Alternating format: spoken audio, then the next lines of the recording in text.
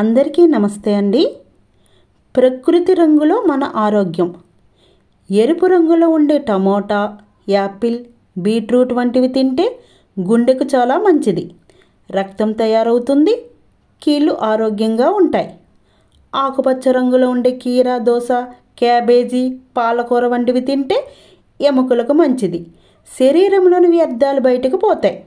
పసుపు రంగులో ఉండే నిమ్మ, అల్లం, అరటిపండు వంటివి తింటే చర్మానికి, జుట్టుకు మంచిది.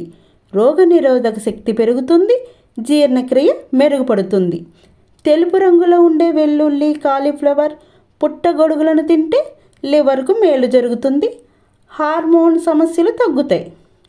నారింజ రంగులో ఉండే క్యారెట్లు, నారింజ పండ్లు, బొబ్బాయి పండ్లు తింటే క్యాన్సర్ రాదు, కంటి చూపు మెరుగుపడుతుంది. Thank you for watching.